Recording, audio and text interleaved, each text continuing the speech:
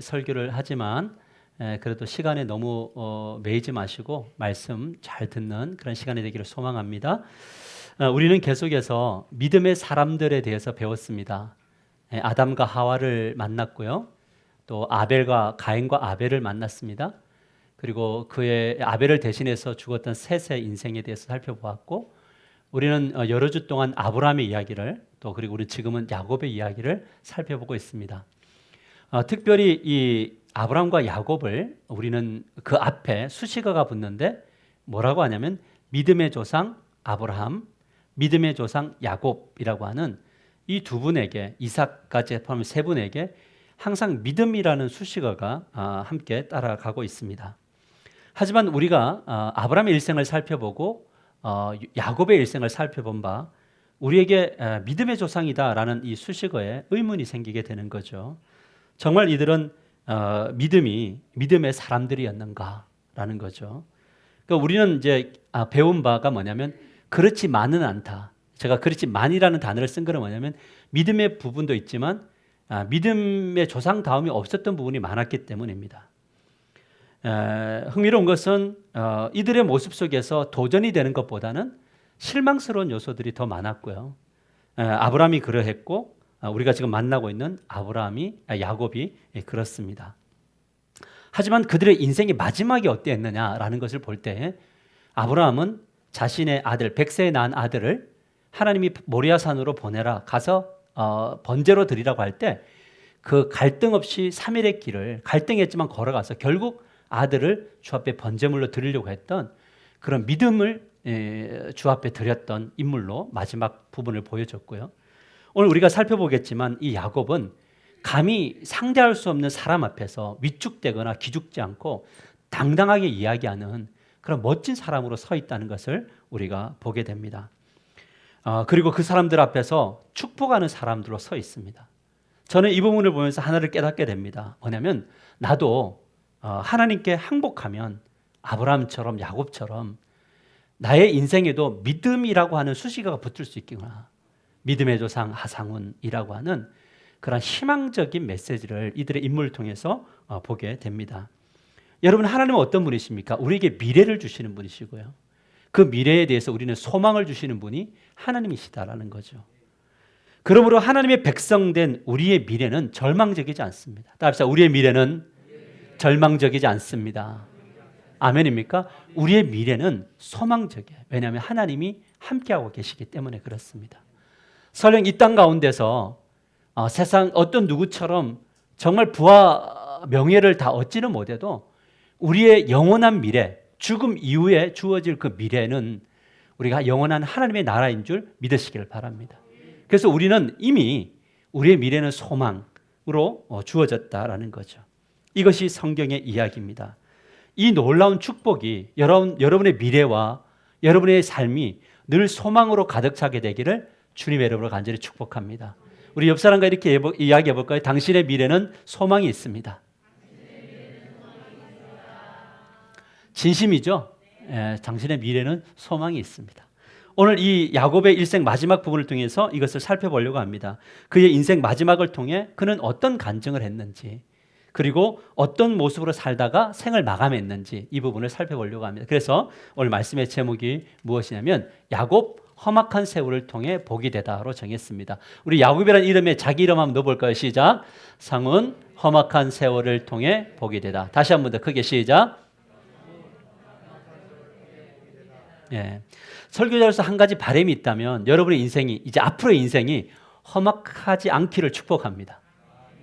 아멘이죠? 소망이 있기를 되기를 원하고 계속 복이 되기를 원합니다. 오늘 보면 7절 말씀을 보면 요셉이 자기 아버지 야곱을 인도하여 바로 앞에 서게 하니 이렇게 이야기하고 있습니다. 야곱의 아들 요셉이 바로의 손을 붙들고 누구에게로 가냐면 바로라고 하는 에집트 파라오 왕에 세웠습니다. 그런데 이 당대 최고의 권력자인 애굽왕 바로 앞에 서 있는데 이 야곱의 인생이 참 예측할 수 없는 거예요. 야곱은 한 번도 스스로가 애굽 땅의 그 위대한 왕을 만날 거라고 생각도 못했습니다.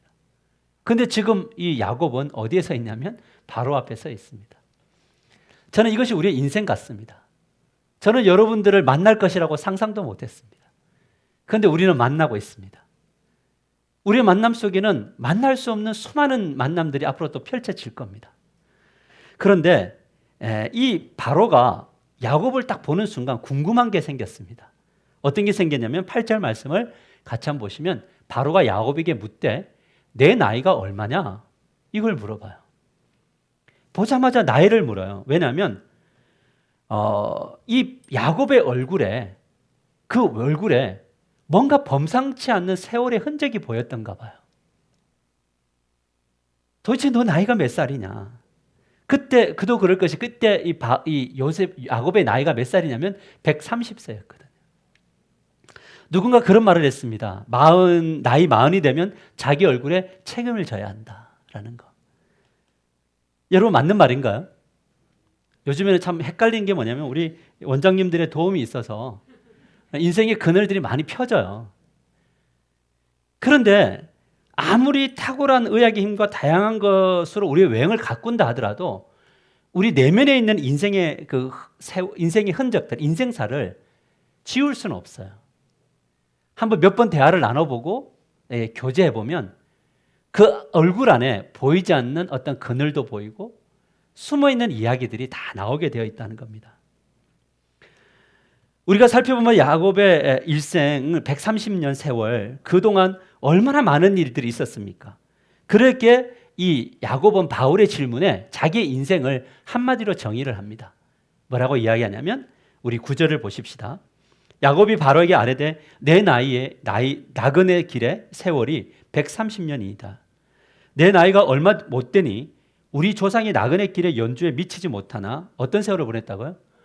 험악한 세월을 보냈나이다 하고 이렇게 말합니다. 야곱은 그의 일생을 어떻게 정의했느냐? 나의 인생은 험악한 인생이다. 험악한 세월을 보냈다. 힘들고 어려운 것밖에 떠오르지 않는다. 라는 이야기를 한 거예요. 그의 인생을 한마디로 너무 잘 요약했습니다. 그는 험악한 세월을 보냈는데 어디로부터 보냈는지 아세요? 뱃속에서부터 험악했어요. 뱃속에서부터 형과 싸웠어요. 형이 자기보다 앞서 나가는 것이 못마땅해서 형 발목 딱 잡고요. 나는 너의 인생의 발목 잡는 인생이 될까 잡고 나오면서 어머니도 괴롭혔어요. 그 형에게 장자권을 빼앗고 그의 아버지가 눈먼 아버지가 막 축복하려고 할 때 속여가지고서라도 그 장자권을 빼앗기 위해서 치열한 인생을 살았어요. 그리고 그 형에게 위협을 당해서 도망자가 됩니다. 여러분 우리 도표를 한번 보시면요. 그의 나이가 몇 살인 줄 아세요? 팥죽 사건, 베델 사건 할 때 야곱의 나이가 그때 당시에 70세. 베델 사건이 70년의 세월이 지난 거예요. 물론 이제 오늘날과 비교할 수 없고 절반으로 생각하면 되겠지만 이 건강에 따라서 연수를 본다면 하지만 70년의 세월을요 험악하게 보냈어요.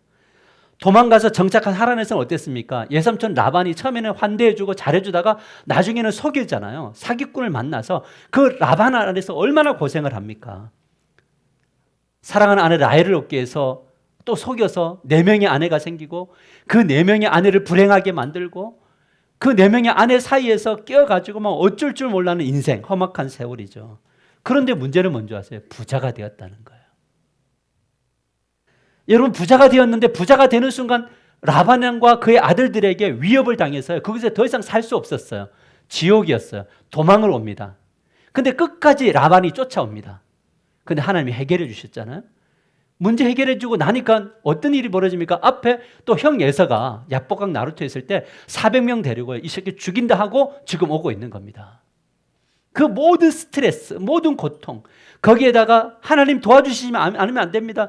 막 씨름하면서 하다가 환도뼈 막 나가고 절름발이 되고 인생을 돌아보니까요. 그때 나이가 약복강의 나이가 97세. 여러분 그렇게 해서 해피엔딩이 됐잖아요. 하나님이 라반의 문제도 해결해 주시고 에서의 문제도 해결해 주셨습니다. 그러면 해피엔딩 이렇게 끝나면 되는데 야곱이 그렇게 해피엔딩으로 그 인생을 이끌어가지 않아. 하나님은 그에게 복 주기를 원했어요. 어디 가면 베델로 가고 헤브론에 가면 이 복 줄 거야 했는데 그는 세겜에 머물러 버리잖아요. 자기 고집대로 자기 마음대로. 거기에서 사랑하는 딸 디나가 하몰의 아들 세겜에게 강간을 당하고 그 슬픔을 견딜 수 없어서 그의 오빠 레이와 시므온이 할례를 하면 줄게 약속을 하고요. 가가지고 3일째 되는 날 칼 가지고 다 죽이고 그러면 노략물까지 하면서 강도로 변해버렸어요. 복이 되어야 될 아들들이 그 동생의 원수만 갚는 것이 아니라 노략물을 가지고 오면서 정말 세상 사람보다 더 못한 존재들로 아들들이 타락하는 그 통로가 되었다는 거죠. 그때 그렇게 세월이 지나고 그 위에 사랑했던 아내 라헬도 죽고요. 그 라헬을 통해서 태어난 누구도 요셉도 잃어버리는 그때 나이가 몇 살? 108세가 되는 그때죠. 야곱이 살아오면서 경험했던 것이 무엇입니까? 그가 애착했던 그 모든 것들이 손에서 떠나더라는 거예요. 자기가 좋아하려고 하는 것들, 붙들려고 하는 것들이 다 사라지더라는 거예요. 그렇게 몇 살이 되었냐면 130살이 되었어요. 어떻게 얼굴에 평화이라고 하는 흔적이 남았겠습니까? 주름 하나하나마다 치열함이라는 게 남아있었겠죠. 야곱은 원래 사기꾼이니까 눈이나 이런 것들 모든 것들이 뭐냐면 머리가 딱 봐도 저놈 사기꾼이구나 라는 인생 자체가 사기꾼이었으니까 얼굴에도 뭐가 있어요? 사기꾼 같은 얼굴로 평생 있었겠죠. 130살.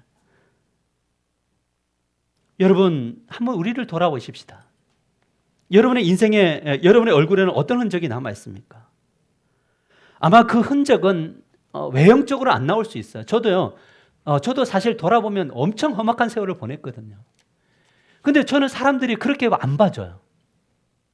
평안하게 산 줄 알아요. 여러분 그러나 우리의 내면을 돌아보세요. 내면 안에는 사람들이 멋있어요, 아름다워요, 괜찮아요 하지만 우리 내면 안에 있는 삶의 흔적들이 있잖아요. 남들에게 꺼내놓지 못하는 이런 것들. 내면의 눈으로만 볼 수 있는, 자기만이 볼 수 있는 세월의 흔적들이 있다고요. 이런 것들이 육체의 가시가 돼가지고 사단이 탁 들어와서 우리의 그 흔적들을 건드려서 우리를 무너뜨리잖아요. 예배 드리려고 할 때, 손을 들어서 찬양하려고 할 때 너의 내면 안에 있는 너의 인생을 봐라. 너가 예배할 수 있느냐? 찬양할 수 있느냐? 손들은 그거 가식적인 거 아니냐? 제가 말씀을 준비하면서 돌아보면서 나의 살아온 날들을 돌아보니까 아찔아찔한 순간들이 너무 많이 있더라는 거예요. 많은 사람들이 왜 활짝 웃지 못할까요? 예수를 믿으면 행복하다고 하고 예수를 믿으면 즐거움이 넘친다고 하는데 왜 웃지 못할까요? 그것은 험악한 세월의 흔적 때문인 것은 아닐까? 많은 사람들이 이 험악한 과거의 기억들로부터 억압받고 있습니다. 당한 아픔과 상처들로부터 스스로를 용서하지 못하고 누군가를 용서하지 못한 채 웃고 싶어도 웃지 못하는 인생이 많이 있다는 거죠. 스스로의 죄책감으로부터 자유하지 못하는 이 험악한 세월을 만회하기 위해서 열심히 노력하고 또 기도도 해보고 봉사도 해보고 제자훈련도 받아보지만 결국 우리 내면 안에 있는 이 문제를 해결하지 못하는, 그래서 많은 그리스도인들이 얼굴에 그리스도다움이 없을 수 있다라는 거죠. 물론 우리 얼굴의 흔적은, 세월의 흔적은 지울 수 없어도 내면 안에는 행복이 있어야 되지 않겠습니까? 사랑하는 성도 여러분, 여러분의 내면이 천국으로 변화되기를 주님의 여러분을 간절히 축복합니다. 여러분 사울왕을 한번 보십시오. 이 사울왕은 왕이 되었잖아요. 그런데 여인들의 그 노랫소리, 근데 이제 사실 사울은 내면이 굉장히 약한 사람이었거든요. 왜냐하면 왕을 뽑을 때도 뭐냐면 뒤에 숨어 있잖아요. 내가 왕이 될 수 있을까? 그러니까 이것이 어디로부터 왔는지 모르겠어요. 그 베냐민 지파라고 하는 작은 그 부족이었고 그 중에서도 어떤 약한 가정 속에 태어났을지 모르겠습니다. 그 약한 마음이, 이 마음을 주님 앞에 다루지 못하니까 여인들이 다윗이 죽인 자는 만만이고 사울이 죽인 자는 천천히라고 하는 이 노래소리 들을 때 그의 마음이 불편해졌어요. 그래서 인생의 목표가 뭐냐면 다윗만 죽이면 나는 행복할 수 있다. 평생도록 다윗이 행복하다가도요, 다윗 이야기만 들어오면 막 기분이 나빠지는 겁니다. 즐겁다가도 미웠던 부모님의 얼굴이 떠오르고 막 나오는 겁니다. 우리 역동적 교회에 이상준 목사님이 이 결핍된 청년들을 유학생들을 케어했는데 어느 날 학생이 설교를 듣다가 막 째려보고 막 울그락불그락하고 막 일어났다 앉았다 하더래요. 그래서 너 왜 그러냐라고 물어봤더니 목사님 얼굴을 보면 우리 아버지가 생각이 납니다. 그러면서 목사님 얼굴 보면서 기분이 나쁜 거예요. 그 행복이라는 것이 우리의 확 스며들다가 은혜를 들어오다가도 뭔가 불행했던 아팠던 것들이 훅 들어오면요, 막 다 사라져 버리는 거예요. 그렇게 사울은 평생을 불행하게 살다가 죽었단 말이죠. 여러분을 괴롭히고 있는 죄책감과 상처로부터 자유하는 은혜가 여러분의 삶 속에 반드시 주어지기를 축복합니다. 이것을 놓고 승부 거십시오. 그럴 때 하나님의 놀라운 은혜가 임할 줄 믿습니다. 그런데 오늘 본문을 보면요, 우리가 만나고 있는 야곱은 이런 과거의 모습이 사라져 있어요. 130세가 됐는데요, 인생의 반전이 일어납니다. 여러분 7절 하반절과 10절을 보면 이렇게 말합니다. 우리 앞에를 보시면서 읽읍시다. 시작. 야곱이 바로에게 축복하며, 또 10절 야곱이 바로에게 축복하고 그 앞에서 나오니라. 여러분 진심으로 했을까요? 그냥 했을까요? 진심으로. 여러분 그 안에 축복이 있으면요, 사람들에게 진심으로 할 수 있어요. 근데 그 안에 지옥이 있으면 그 안에 제가 아무리 여러분 당신은 복입니다 이렇게 이야기해도 그 말이 진짜 흐르지 않아요. 야곱이 지금 무엇을 하고 있습니까? 오히려 지금 바로를 축복하고 있습니다. 여러분 위축됨이 없습니다. 여러분 이해가 됩니까? 야곱은 어떤 사람입니까? 딸 디나가 강간을 당하고 세겜 사람들이 와서 당당하게 이야기한 거예요. 야, 재물 줄게, 물질 줄게, 딸 줘. 이럴 때 아들들은 막 분노했는데 야곱은요 뒤에 막 숨어가지고 한마디도 못했던 사람입니다. 겁쟁이고 비겁한 인생인데 이때 딱 당당합니다. 여러분 이해가 되십니까? 지금 바로 앞에서 납작 엎드려가지고 왕이여, 당신이 우리 아들을 총리로 삼아주셔서 너무 고맙습니다. 우리도 당신이 주신 그 람셋 고센 땅에서 잘 살 수 있게 해서 너무 고맙습니다. 납작 엎드리고 딸들 엎드려가지고 야, 너 저래. 그래야 되는 것이 야곱의 상황일 겁니다. 그런데 그는 야곱이 물어봅니다. 야곱에게 물어볼 때 너 나이가 몇 살이냐 할 때 한마디로 정의합니다. 130살인데 나 험악한 세월 보냈다. 세상 사람들 앞에 과거 이야기 정확하게 이야기합니다. 나 험악한 세월 보냈어. 그런데 괜찮은 척하지 않아요. 그냥 자기 삶이 험악했다 이야기합니다. 그런데 뭐냐면 나 험악했지만 너 축복해. 여러분 이 모순적 상황이 이해가 되십니까? 세상 사람들이 제일 당황스러울 때가 언제인 줄 아십니까? 뭔가 내보다 부족한 사람인데 와가지고 제가 기도해 드리겠습니다. 여러분 바로의 입장에서 볼 때 이 야곱의 축복이 얼마나 웃깁니까?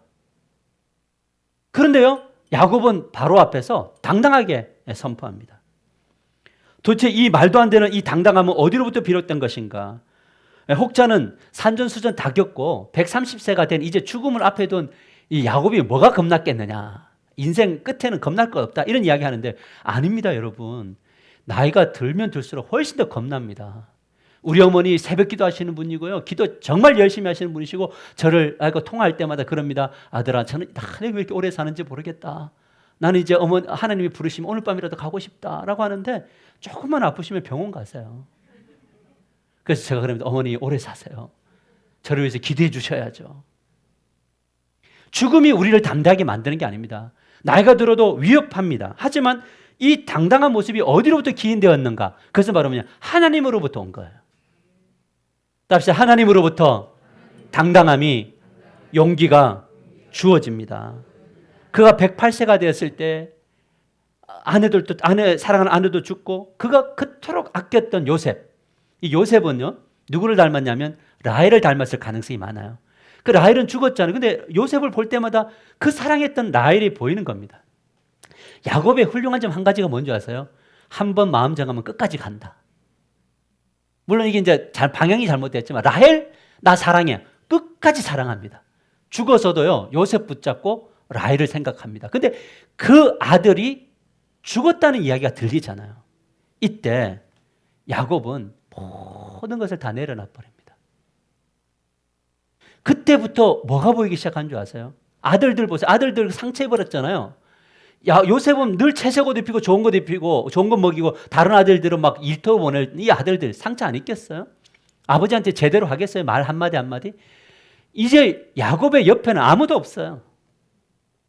그때 야곱이 누구를 보는 줄 아세요? 하나님을 보기 시작해요. 내가 의존할 것이 있고 참 사람은 어리석게도요, 힘이 빠져야 하나님을 본다는 거예요. 그러나 하나님의 마음은 힘을 빼놓고 하나님과 친밀해지는 것을 원하는 것이 아닙니다. 잘 될 때 하나님 만나기를 원하신다는 거죠. 따라서 잘 될 때 하나님을 만나게 하소서. 조금이라도 남아있을 때 하나님 붙드세요. 그래야지 복이 유지되는 겁니다. 다 빠지고 나니까 인생을 어떻게 해석하냐면 인생은 나그네구나 이걸 생각했어요. 찬양의 가사 중에도 그런 거 있잖아요. 나그네로 왔는데 왜 주저앉고 있는가? 청지기인데 왜 내 것처럼 살아가는가? 이 찬양처럼 나그네로서의 삶을 생각하는 거예요. 저는 요즘에 이제 50이 이제 넘어가면서 뭐 건강검진하면 하나씩 뭐 보이지 않아요? 뭐 물혹이 있습니다. 뭐 이런 거. 그래서 건강검진 하러 갈 때마다 이번에는 뭐가 있을까? 그러면서 생각 드는 게 있잖아요. 이제 점점점 이제 우리는 퇴화되어 가는구나. 이제는 나그네로서 이 육신의 장막을 벗어야 될 때가 살아온 날보다 더 가까워지고 있구나. 이것을 생각하는 거죠. 그렇게 하늘 소망을 두며 22년의 세월을 외롭게 보낼 때 하나님을 이제 만나서 하나님을 알게 됐는데 그때 나이가 이제 130세가 된 겁니다. 그런데 130세가 되었을 때 애굽으로 음식을 가지러 양식을 가지고 왔던 아들이 돌아와서 아버지에게 이야기합니다. 아버지, 요셉이 살아 있습니다. 이 진짜 말도 안 되는 이야기를 들었던 야곱이요. 가족들 데리고 초청을 받아서 애굽으로 갔는데 애굽에서 누구를 만납니까? 야곱을 만납니다. 요셉을 만납니다. 근데 요셉을 딱 보는 순간 그의 머릿속에 잊혀졌던 하나님의 메시지가 그의 마음을 확 사로잡습니다. 그 메시지가 뭡니까? 요셉이 그에게 말했던 꿈 이야기입니다. 우리 화면 한번 보시면요. 야곱이 이제 이렇게 잠을 잘 때에 저 큰 볕단이 요셉이잖아요. 요셉이 잠을 자는데 큰 볕단인데 전부 다 절을 합니다.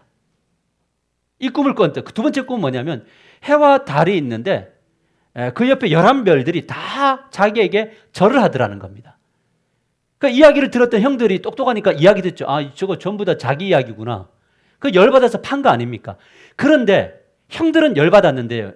야곱은 이 요셉의 이야기를 들으면서 뭐냐면 마음에 새겼다 이렇게 이야기해요. 그 마음속에는 하나님이 요셉을 저렇게 사용하겠구나 생겼는데 그 자식들에 의해서 들었던 소식이 뭐냐면 요셉은 죽었다라는 이야기 들을 때 그거는 요셉이 잘못 들었는가 보나 하고 22년 동안 있잖아요. 이 언약의 말씀, 이 하나님의 계획을 다 마음속에 지워버렸어요. 우리의 연약함이라는 게 뭔지 아세요? 상황이 조금 어려우면요 말씀 다 지워버려요. 설교 듣다가 은혜 받았고 이걸 렘합니다. 나의 말씀입니다. 하나님께서 나에게 주셨습니다. 라고 하다가 그 상황이 자기가 원했던 대로 하는 말씀대로 되지 않으면요 마음속에 뭐하는지 말씀 다 잊어버리고요. 지워버리고 그때부터 자기 뜻대로 사는 사람들이 너무 많다는 거예요. 그런데 야곱이 요셉을 딱 보는 순간 깨달은 게 있어요. 하나님이 나는 말씀을 잊었으나 하나님은 하나님 일을 하셨구나라는 거예요. 여러분들이 말씀을 잊었다고 해서 하나님이 계획을 포기하지 않습니다. 여러분들이 멈춘다고 해서 하나님이 일이 멈춰지는 것이 아닙니다. 저는 이것을 깨달았어요. 그래서 제가 요즘에 기도하는 게 뭔지 아세요? 하나님, 저는 저의 일을 하겠습니다. 하나님은 하나님 일을 하십시오. 여러분 이런 사람은 감당을 할 수가 없습니다. 하나님도 감당 안 되고 세상도 감당 안 되는 겁니다. 이때 그의 마음속에 뭐가 있었습니까? 하나님이 일하신다는 것이 보였을 때 내가 포기했는데도 불구하고 하나님은 일하셨다는 걸 보일 때 그때 그의 마음속에 담대함이 생기는 겁니다. 그리고 하나님이 자신의 편이라는 생각이 들었을 때 압도당할 때 그때 그 어떤 것도 크게 보이지 않습니다. 오직 하나님만 보입니다. 바로 아무것도 아니에요. 여러분 우리 많은 사람들이 세상 속에서 왜 그렇게 크리스찬들이 기죽고 살아갑니까? 없어서요? 조금만 자기보다 더 배우고 더 많이 가진 사람들 앞에 가면 막 어쩔 줄 몰라 하고 기죽고 그래서 기죽어서는 도망가든지 아니면 뒤에 가서 욕하든지 여러분 그런 삶 살지 마십시오. 왜 그렇게 살아갑니까? 이유는 한 가지예요. 하나님이 나의 편이라는 사실을 놓치면 다른 게 더 크게 보이게 되어져 있어요. 그런데 하나님이 함께 계신다는 게 믿어지면요 웬만한 것 같고 안 흔들려요. 옆 사람이 뭐 헤르메스라는 상표가 있나요? 헤르메스 그다음에 뭐 있어요? 저는 관심이 별로 없는데 그런 거 보고 내 거 탁 있으면은 이렇게 막 기죽고 이런 거 하지 마세요. 남들이 하지 마세요. 저는 노예 가면요. 선배 목사님들이 좀 재수 없다고 할 수도 있는데 저는 겸손을 장착해야겠지만 왜 기죽어요? 3,000명, 5,000명 되는 목사님 앞에 왜 기죽어요? 그 교회 목사님 것도 아니고. 맞아요? 목사님 거 아니잖아요. 하나님 거잖아요. 뭐 또 목이 힘들 거 뭐 있어요? 하나님이 함께하고 계신다는 사실을 믿으면요. 절대 여러분 기죽지 않을 수 있습니다. 당당하십시오. 그러나 겸손하십시오. 그럴 때 세상이 여러분을 통해서 돌아오는 겁니다. 이것이 바로 앞에서 하나님 이름으로 축복할 수 있었던 이유예요. 여러분의 회사 사장님 보면요. 축복하세요. 사장님, 제가 하나님에서 기도합니다. 축복합니다. 그러니까 웃을 거 아니에요. 뭐 당신이 뭘 나를 축복하냐. 근데 축복하는 거예요. 왜? 주님의 이름으로. 그래서 우리는 복이 되는 삶을 사는 겁니다. 오늘 이 시간 이후로부터 여러분의 기도의 제목이 어떤 곳에서도 기죽지 않기를 원합니다. 우리 자녀들에게도 이 신앙의 비밀과 이 유산을 남겨주셔야죠. 너보다 잘 되는 사람 옆에 가서 꼴리는 인생 살지 말 이런 거 하지 말고요. 너가 이따위로 공부하면 나중에 가서 이렇게 힘들게 하는 이런 거 말고요. 너에게 주어진 삶의 현장에서 하나님 믿고 의존하고 하나님 바라보고 그래 어느 곳에도 당당해라. 너가 행복하면 된다라고. 이 비전. 하나님이 책임지시는 거죠. 이때 이제 130세에 가서 17년의 세월을 라암셋 그곳에서 보내는데요. 그곳에서 야곱은 더 충만해요. 노년에 은혜가 더 충만해요. 저의 비전 하나가 있어요. 저는 우리 교회 권사님들, 나이 많으신 어르신들이 세월이 지나면서 더욱더 은혜 충만하고 말씀 충만하고 경험 충만한 교회가 되기를 주님의 이름으로 간절히 축복합니다. 우리 교회는 은퇴 없습니다. 은퇴는 목사만 있어요. 성도님들은 은퇴하지 마세요. 더욱더 충만하세요. 그래서 사람들이 어렵고 힘들 때 권사님, 장로님 찾아가서 기도해 주십시오라고 하는 그런 넓은 품이 되시기를 축복합니다. 147세가 됐을 때 야곱의 일생의 영적인 꽃이 활짝 핍니다. 봅니다. 무엇을 보냐면 말씀이 성취되는 것을 보는데 두 가지를 봤어요. 첫째는 전능하신 하나님께서 생육하고 번성하게 하시겠다는 약속이 성취되는 것을 봅니다. 여러분 창세기 35장 11절을 보면요. 같이 읽을까요? 시작. 하나님이 그에게 이르시되 나는 전능한 하나님이라 생육하며 번성하라. 한 백성과 백성들의 총회가 내게서 나오고 왕들이 내 허리에서 나오리라. 이거는 나중에 베델이지만 첫 번째 베델에서는 더 위대한 말씀이 선포되었단 말이에요. 똑같은 말씀을 주님이 선포해 주셨는데 어떤 일이 일어났습니까? 이 77세에 받았던 이 말씀이에요. 147세, 70년이 흘렀는데 그대로 성취됩니다. 창세기 47장 27절, 28절 보십시오. 잘 보세요. 이스라엘 족속이 애굽 고센 땅에 거주하며 거기서 생업을 얻어 생육하고 번성하였더라. 야곱이 애굽 땅에 17년을 거주하였으니 그의 나이가 147세라. 70년의 세월이 흘렀던 그 애굽 땅, 그것도 세상이라고 하는 그 세상의 한 중앙에서 하나님의 나라가 확장되고 있는 겁니다. 누가 이 일을 이루셨습니까? 하나님이 이 일을 이루셨습니다. 여러분들이 놓는다고 해서 하나님 나라가 망하는 게 아닙니다. 여러분들이 아니면 다른 사람들에게 그 복이 흘러서 하나님 나라는 확장되게 되어져 있습니다. 욕심 가지십시오. 하나님 나를 통해서 하나님의 나라가 세상 속에 확장되기를 원합니다. 우리가 어떤 이주의 꿈을 꾸고 있더라도 그곳에서 나는 하나님의 나라가 되기를 원합니다. 이 기도 제목을 가지고 가야 되는 거예요. 내가 서 있는 그 땅에서 하나님의 나라를 확장하는 사람 되기를 원합니다. 이 비전, 이것을 보기 원합니다. 이 욕심이 있어야죠. 여러분의 기도 제목이 수정되기를 주님의 이름으로 간절히 축복합니다. 여러분 이 기도가 결국 어떻게 되는 줄 아세요? 출애굽할 때, 야곱은 죽고 출애굽할 때 장정만 60만 명, 총 200만 명이라고 하는 인원이 출애굽하면서 하나님이 약속했던, 아브라함에게 약속했던 그 이야기, 하늘의 별처럼 땅의 모래처럼 수많은 후손들이 이루어질 거다라고 하는 것이 400년 흐름 후에 이것이 이루어졌다는 거예요. 그런데 이제 야곱이 한 가지 더 본 것이 무엇이냐면 약속의 땅으로 보내시겠구나라고 하는 비전을 가지게 되는 겁니다. 여러분 35장 7절 같이 읽겠습니다. 시작. 내가 아브라함과 이삭에게 준 땅을 내게 주고 내가 내 후손에게도 그 땅을 주리라 하시고.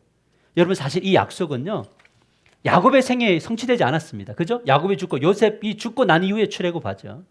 모세를 통해 출애굽합니다. 여러분 근데 이제 자기는 죽을 건데 이게 언제 하지? 이 생각하지 않습니다. 왜냐하면 이 비전은 나는 여기까지, 그러나 나의 후손을 통해서 이 약속이 이루어지겠구나라고 하는 이 비전을 남기고 죽어요. 하나님이 후손들을 약속의 땅으로 보내실 것이나 확실한 믿음이 그를 지배합니다. 믿음은 바라는 것들의 실상이고 보이지 않는 것들의 증거입니다. 여러분에게 주신 그 하나님의 비전이 있습니까? 근데 내가 생이 닿는 그날까지 우리 자녀들이 변화되지 않습니까? 여러분 좌절하면 안 됩니다. 아브라함은요, 자기가 죽을 때 하나님의 말씀은 하늘의 별처럼 바다의 모래처럼이었는데 죽을 때 아들 한 명이었습니다. 근데 아브라함이 히브리서는 이걸 어떻게 하셨어요? 멀리서 보고 환영했다. 아브라함은 죽을 때 그 하나님이 이루실 일을 환상과 믿음 안에서 보았다는 거예요. 근데 그것이 야곱을 통해서 12명, 그 야곱의 자식 중에 요셉을 통해서 60만 명, 수많은 사람들이 성취된 거예요. 우리가 인생의 비전을 꿈꿀 때, 마지막 인생을 마감할 때 우리가 기도해야 될 게 뭡니까? 우리의 자녀들에게 약속하신 것을 이루십시오. 나의 하나님, 이들의 하나님이 되어 주십시오. 라고 하는 그 기도, 이거죠. 그래서 이 믿음이 있으니까 유언을 남기는데, 유언이 진짜 멋져요. 유언을 한번 보세요. 창세기 47장 30절 31절. 내가 조상들과 함께 눕거든, 이제 죽으면 너는 나를 애굽에서 메어다가 조상의 묘지에 장사하라. 요셉이 이르되 내가 아버지의 말씀대로 행하리이다. 야곱이 또 이르되 내게 맹세하라 하며 그가 맹세하니 이스라엘이 침상머리에서 하나님께 뭐 했어요? 경배했어요. 왜요? 하나님을 예배했는데 어떤 하나님? 내가 죽어도 나를 약속의 땅에 묻히게 하실 하나님께 경배하는 거예요. 죽어서도 언약을 붙들고 가는 거예요. 여러분, 죽음 앞에서 위축된 모습이 없습니다. 야곱은 생을 마감할 즈음에 침상에 누워서 이제 마지막으로 뭐 하는 줄 아세요? 힘이 남아있을 때 뭐 하는 줄 아세요? 축복을 합니다. 누구를? 후손들을 축복합니다. 보십시오. 창세기 49장 28절 같이 읽겠습니다. 시작. 이스라엘의 12지파라 이와 같이 그들의 아버지가 그들에게 말하고 그들에게 축복하였으니 곧 그들 각 사람의 분량대로 축복하였더라. 부모는 어떤 사람들입니까? 축복하는 사람들. 따라서 부모는 축복하는 사람입니다. 언제까지? 죽는 날까지, 죽는 순간까지 자녀를 축복하는 것이 부모예요. 그래서 욕할 때 이 쎄빠질 놈 이런 거 하면 안 돼요. 나가서 죽을 이런 거 하면 안 돼요. 어느 하나하나라도 자녀들을 축복하는 사람이 돼야 돼요. 그래서 복받을 놈, 넘어져도 잘 될 놈, 지금은 공부 못하지만 이것 아니어도 잘 살 놈, 누구 때문에? 하나님 때문에. 이게 부모예요. 우리 부모로부터는 욕을 먹고 살았습니까? 이제 하나님이 여러분을 택하셨습니까? 복되라고 택하신 거예요. 그럼 지금부터 우리는 복을 흘려보내는 멋진 통로들이 다 되시기를 주님의 이름으로 간절히 축복합니다. 사기꾼 야곱, 오직 자신만을 위해 살았던 야곱이 세상의 왕 바로를 축복하고 자신의 후손들을 축복하는 복이 되는 거예요. 하나님이 아브라함을 택할 때 이유가 뭐예요? 나는 너를 복되고 복이 되게 할 거라고. 너를 통해서 사람들이 복을 받을 거라고. 근데 그 복이 나를 통해서 선포되어지는 복으로요, 복을 받는 겁니다. 그래서 미워 죽겠거든 복을 선언하십시오. 옆 사람 볼 때 정말 미워 죽겠거든 복을 선포하십시오. 미워 죽을 것 같으면 그 자리에서 잠시 떠나서 다시 호흡하고 들어가서 복을 선포하십시오. 왜 아멘 안 합니까?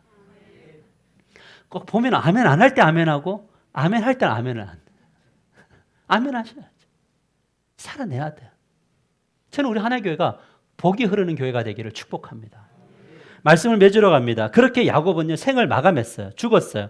그리고 그의 시신이 어떻게 되었을까요? 유언대로 그 아들들이 그 시신을 이끌고요, 가나안 땅으로 갑니다. 그 이야기가 창세기 50장 12절에 13절 같이 읽겠습니다. 시작.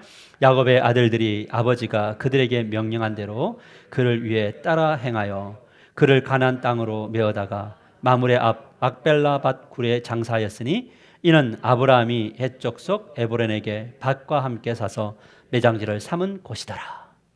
여러분, 죽어서도요, 나는 애굽 땅 싫어. 나 죽어서도 언약의 땅. 우리가 자녀들에게 남길 거 뭐냐면, 나 죽거든. 뭐 다른 거 놓지 말고 뭐 내가 평생 끼고 살았던 성경책 놔줘. 그 중에서 나는 이 말씀 좋았어. 그 말씀 딱 펴놓고 그 장례식을 치러줘. 그리고 내가 볼 때마다 덜 하나님의 말씀이 흐르는 곳이었으면 좋겠어 라고 하는 이런 비전들. 이 비전, 그래서 나중에 너와 내가 만나는 곳은 하나님 나라야 라고 하는 이 비전을 계속 심어줘야 되지 않겠습니까? 얼마나 멋진 마무리입니까? 사랑하는 가족 여러분, 우리의 삶의 모든 순간이 하나님 보시기에 아름다워졌으면 좋겠습니다. 그러나 우리의 이제 남은 인생도 무조건 아름다울 수 없어요. 우리는 또 넘어질 겁니다. 또 쓰러질 겁니다. 또 아파할 겁니다. 상처 입을 겁니다. 죄책감으로부터 눌릴 겁니다. 그러나 그 자리에 머물지 마십시오. 왜냐하면 여러분들은 복이 될 것이기 때문에 그렇습니다. 앞으로의 우리가 살아왔던 날들은 우리가 돌이킬 수 없습니다. 이제 남은 인생을 복이 되십시다. 복의 통로가 되십시다. 그럴 때 하나님이 여러분에게 복 주시는 거예요. 복은요, 복의 통로가 되기로 결단한 사람들에게 부어주십니다. 그래야지만 자기도 복이 되고 다른 사람들도 복이 되는 겁니다. 그래서 이왕 한평생 살아갈 것, 하나님이 주신 땅, 가정 안에서도 복이 되십시오. 아멘입니까? 결단하셔야 돼. 기도할 때마다 기도하는 거예요. 하나님, 저 가정에서 복 되겠습니다. 누구에게? 남편에게, 아내에게 복 되겠습니다. 자녀에게 복 되겠습니다. 이 비전? 할렐루야. 교회에서 복이 되십시오. 누군가 나를 만날 때마다 행복해지는 사람 되게 해달라고 기도하십시오. 그럼 하나님이 그 복 주시겠죠. 여러분 직장에서 복이 되십시오. 하나님이 복 주실 겁니다. 그래서 우리의 비전이 이렇게 꿈꿔갈 때에 우리의 이 빈자리가 채워지는 것은 복이 채워지는 겁니다. 복될 사람들이 채워지는 겁니다. 그래서 우리 교회는 700명 같은 지금 70명이지 않습니까? 우리 교회가 1,500명 같은 150명, 3,000명 같은 300명. 그렇게 되기 위해서 우리의 비전은 복이 되어야 되는 거예요. 왜 사업에 성공해야 됩니까? 왜 직장에 있어야 됩니까? 왜 우리가 건강해야 됩니까? 복이 되기 위해서. 그래서 이 비전을 가지고 오늘 간증을 들으면서 그 생각이 들었어요. 내가 이렇게 많은 것이 가진 것이 없어서 줄 수 없어서 나는 좋은 부모가 될 수 없다고. 아닙니다, 여러분. 깨달았잖아요. 복은 자녀들에게 복이 되는 삶을 살아내고 모습으로 보여주는 겁니다. 우리에게 가진 것으로 충분히 행복한 삶을 살아내는 겁니다. 그래서 먹을 때도 감사함으로 먹고 어디 여행 가서도 너무 즐겁게 여행하고 그걸 보여주는 거예요. 우리 아들 데려가고 아들아, 오늘 우리가 모텔에서 자지만 너가 돈 많이 벌면 저 호텔에서 잔단다. 열심히 공부해라. 뭐 이런 거 하지 마세요. 그런 거 안에서 애들이 성장하는 게 아니에요. 무엇을 하는 거냐면 행복하다 엄마 아빠. 감사하다. 근데 처음에는 애들이 사춘기 때는 그런 거 안 하지만 나중에 시간 지나면요. 다 답습한 대로 배운 대로 입술에서 나오게 되어져 있다는 거예요. 그래서 우리 하나교회가 이 멋진 비전을 가지고 성장하는 그런 교회가 되기를 축복합니다. 우리 다 같이 소리 내어서 가슴에 손을 얹고 결단합시다. 하나님, 저 복되고 싶습니다.